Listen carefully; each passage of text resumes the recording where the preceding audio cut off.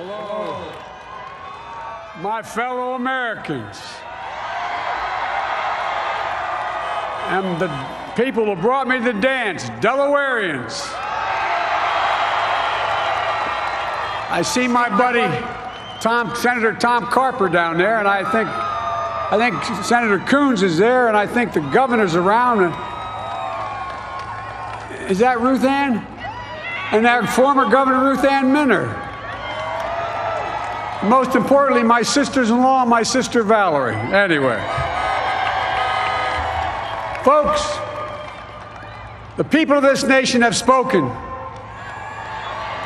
They've delivered us a clear victory, a convincing victory, a victory for we the people. We've won with the most votes ever cast on a presidential ticket in the history of the nation. 74 million.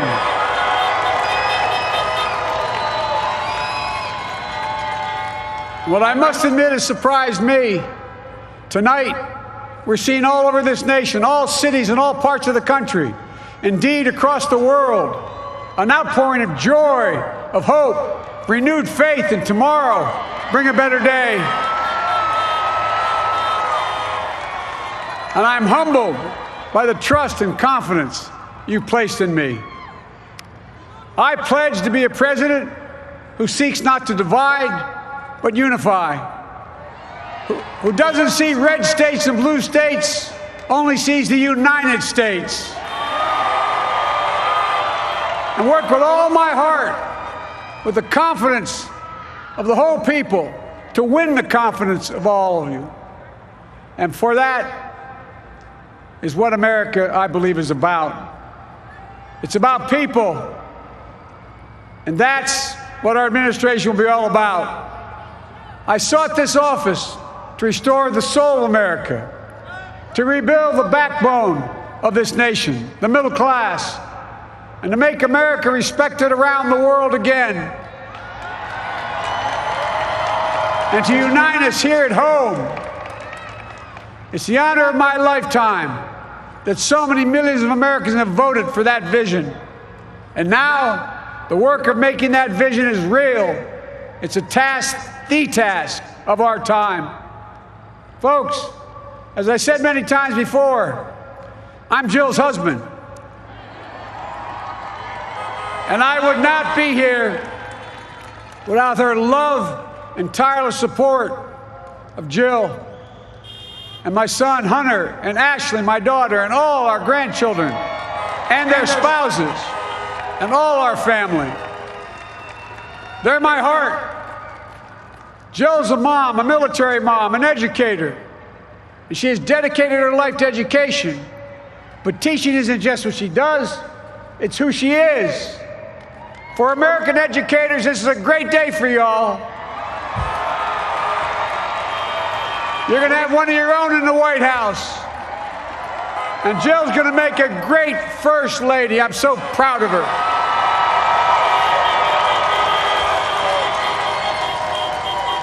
And I'll have the honor of serving with the fantastic Vice President who you just heard from, Kamala Harris, who makes history as the first woman, first black woman, the first woman from South Asian descent, the first daughter of an immigrant ever elected in this country. Don't tell me it's not possible in the United States. It's long overdue. And we're reminded tonight of those who fought so hard for so many years to make this happen. But once again, America's bent the arc of the moral universe more toward justice. Kamala, Doug, like it or not, your family, you become an honorary Biden, there's no way out. All those of you who volunteered and worked the polls in the middle of this pandemic, local elected officials, you deserve a special thanks from the entire nation. And to my campaign team and all the volunteers, and all who gave so much of themselves to make this moment possible, I owe you. I owe you. I owe you everything. and to all those who supported us. I'm proud of the campaign we built and ran. I'm proud of the coalition we put together, the broadest and most diverse coalition in history. Democrats, Republicans, Independents, progressives, moderates, conservatives, young, old, urban, suburban, rural, gay, straight, transgender, white, Latino, Asian, Native American. I mean it, especially those moments, and especially for those moments when this campaign was at its lowest ebb. The African American community stood up again for me.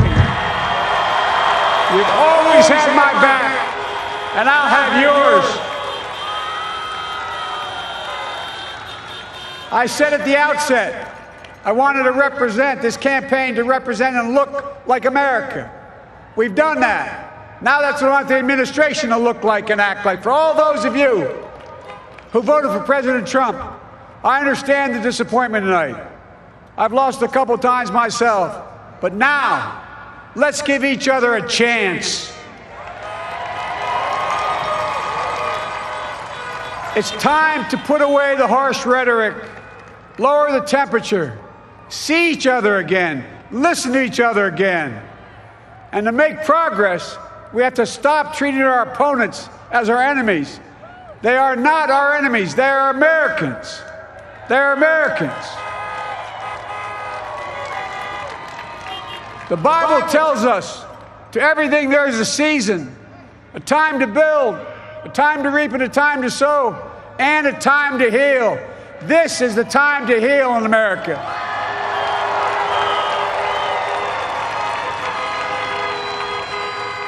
Now this campaign is over.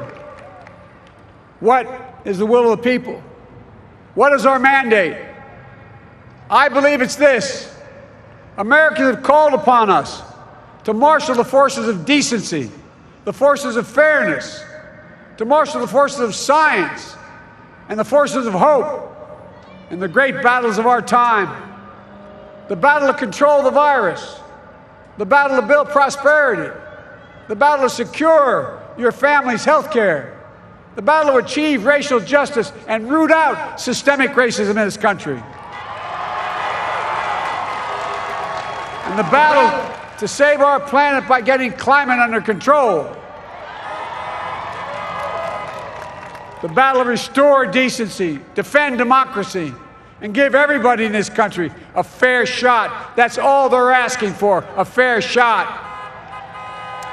Folks, our work begins with getting COVID under control. We cannot repair the economy, restore our vitality, or relish life's most precious moments, hugging our grandchildren, our children, our birthdays, weddings, graduations, all the moments that matter most to us until we get it under control. On Monday, I will name a group of leading scientists and experts as transition advisors to help take the Biden-Harris COVID plan and convert it into an action blueprint that will start on January the 20th, 2021. That plan will be built on bedrock science. It will be constructed out of compassion, empathy, and concern. I will spare no effort, none, or any commitment to turn around this pandemic. Folks, I'm a proud Democrat, but I will govern as an American president. I'll work as hard for those who didn't vote for me as those who did. Let this grim era of demonization in America begin to end here and now. The refusal of Democrats and Republicans to cooperate with one another, it's not some mysterious force beyond our control. It's a decision, a choice we make. And if we can decide not to cooperate, then we can decide to cooperate. And I believe that this is part of the mandate given to us from the American people. They want us to cooperate in their interest. And that's the choice I'll make. And I'll call on Congress, Democrats and Republicans alike, to make that choice with me. The American story is about slow yet steadily widening the opportunities in America. And make no mistake, too many dreams have been deferred for too long. We must make the promises of the country real for everybody, no matter their race, their ethnicity, their faith, their identity, or their disability. Folks, America has always been shaped by inflection points, by moments in time where we've made hard decisions about who we are and what we want to be. Lincoln in 1860, coming to save the Union. FDR in 1932, promising a beleaguered country a new deal. JFK in 1960, pledging a new frontier. And 12 years ago, when Barack Obama made history, he told us, yes, we can. Well, folks, we stand at an inflection point.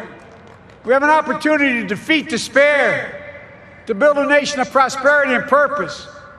We can do it. I know we can. I've long talked about the battle for the soul of America. We must restore the soul of America. Our nation is shaped by the constant battle between our better angels and our darkest impulses. And what presidents say in this battle matters.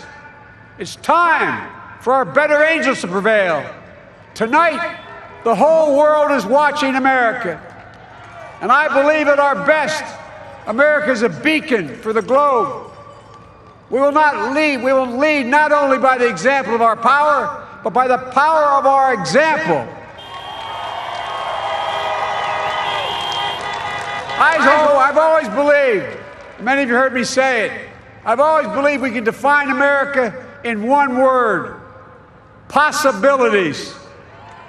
That in America, everyone should be given an opportunity to go as far as their dreams and God-given ability will take them.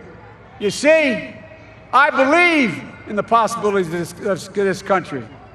We're always looking ahead to an America that's freer and more just, ahead to an America that creates jobs with dignity and respect, ahead of America that cures diseases like cancer and Alzheimer's, ahead to an America that never leaves anyone behind, ahead of America that never gives up, never gives in. This is a great nation. It's always been a bad bet to bet against America. We're good people. This is the United States of America, and there's never been anything we've been not able to do when we've done it together. Folks, in the last days of the campaign, I began thinking about a hymn that means a lot to me and my family, particularly my deceased son, Bo. It captures the faith that sustains me and which I believe sustains America. And I hope it can provide some comfort and solace to 230,000 Americans who've lost a loved one to this terrible virus this year. My heart goes out to each and every one of you. Hopefully this hymn gives you solace as well. And it goes like this: and he will raise you up on eagle's wings, bear you on the breath of dawn, and make you to shine like the sun, and hold you in the palm of his hand. And now together, on eagle's wings, we embark on the work that God and history have called upon us to do. With full hearts and steady hands, with faith in America and in each other, with love of country, a thirst for justice, let us be the nation that we know we can be. A nation united, a nation strengthened, a nation healed. The United States of America, ladies and gentlemen, there's never been anything we've tried we've not been able to do. So remember, as our grandpapa used to say when I walked out of his home when I was a kid up in Scranton, he said, "Joey, keep the faith." And our grandmother, when she was alive, she yelled, "No, Joey, spread it. Spread the faith. God love you all. May God bless America, and may God protect our troops." Thank you, thank you, thank you.